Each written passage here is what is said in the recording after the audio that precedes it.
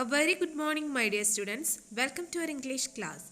Okay, we have been discussing the story The Bond of Love. I hope that you remember the paragraphs that we discussed last day, and we have to continue with the 10th paragraph, right?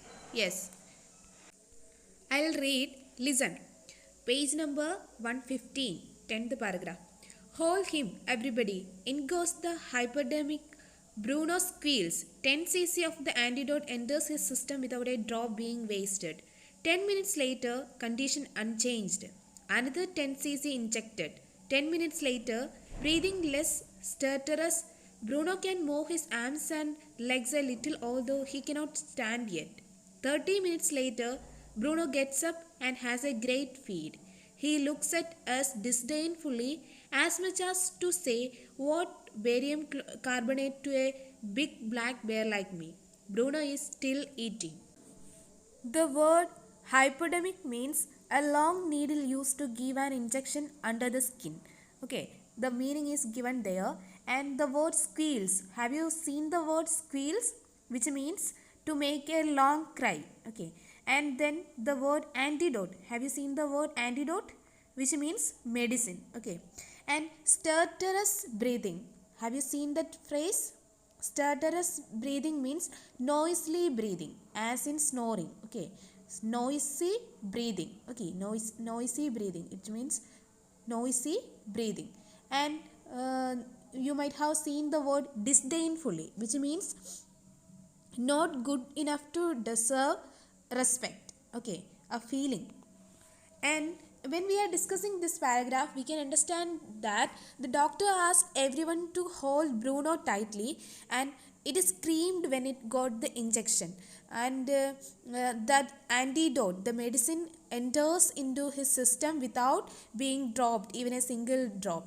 But the situation was unchanged. 10 minutes later, another injection. He got another injection, and now his breathing is now a little bit increased, and 10 minutes later, Bruno's breathing eased, and it gave finally it gave them a look which showed that it had been fine all the time, and as if nothing had happened to it. And 30 minutes later, his condition was almost getting better, and he had his meal, and he was looking at everybody disdainfully. Okay, disdainfully. Look at the next paragraph, 11th paragraph. Another time, he found nearly 1 gallon of old engine oil, which I had drained from the sump of the Studebaker and was keeping as a weapon against the inroads of termites. He promptly drank the lot, but it had no ill effects whatever. Okay, next time when another incident happened, and this time it was 1 gallon of old engine oil. Okay, and the narrator collected and kept it there from the engine of Studebaker. Have you heard about Studebaker, which is an old American car? Okay, the word sump.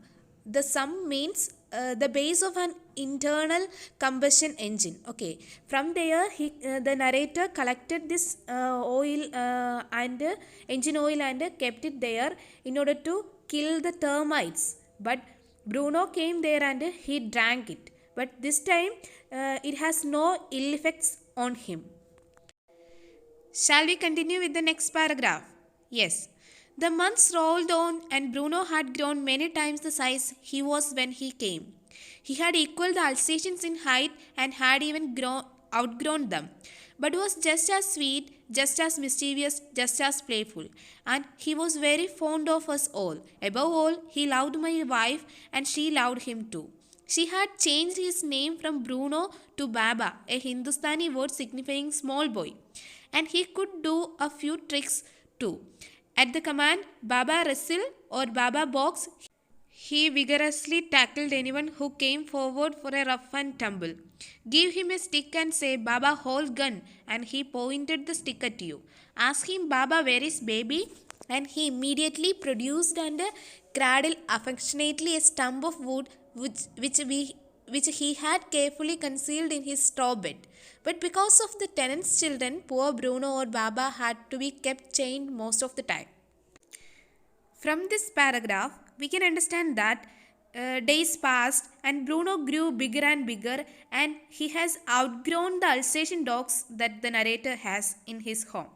Still, it was so sweet, naughty, and playful, like how he was when he came there. And he was fond of everyone, especially narrator's wife, and she loved him too much. She had changed her name Bruno to Baba, which means small boy in Hindustani language. So he was very much fond of narrator's wife and she too. And he was able to do some tricks too, including wrestling and boxing. And if he is getting instructions to do so, he will vigorously box or wrestle the man or person in front of him. If we are giving him a stick and asking him to hold the gun, then he will point at you with that stick.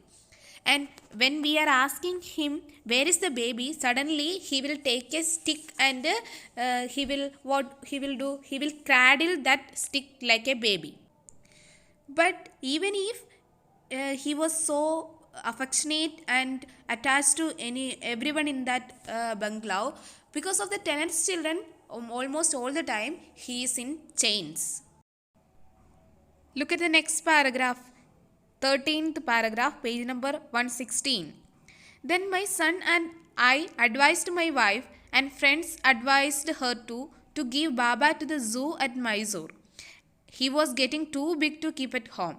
After some weeks of such advice, she at last consented. Hastily, and before she could change her mind, a letter was written to the curator of the zoo. Did he want a tame bear for his collection? He replied, yes. The zoo sent a cage from Mysore in a lorry, a distance of 87 miles, and Baba was packed off.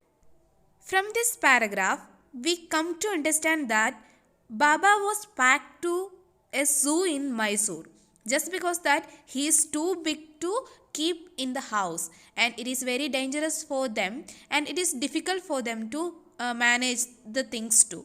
But the narrator's wife was too much affectionate to him, and he too.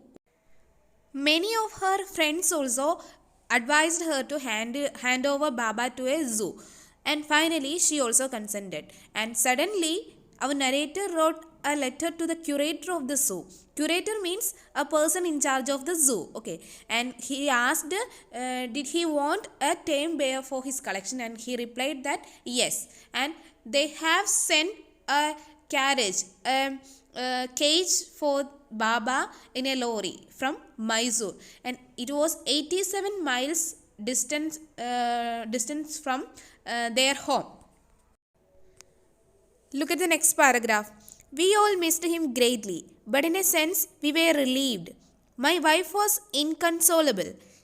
She wept and fretted. For the first few days she would not eat a thing. Then she wrote a number of letters to the curator. How was Baba? Back came the replies, well, but fretting. He refuses food too. All the one in the family missed him greatly, but in a sense they got a relief. And narrator's wife was inconsolable. Nobody can console her. She was very much worried and very much sad about the departure of her most favorite bear, Baba. And she wept and fretted. What is the meaning of fretted? Fretted means worried. And for the first few days, she was not eating anything.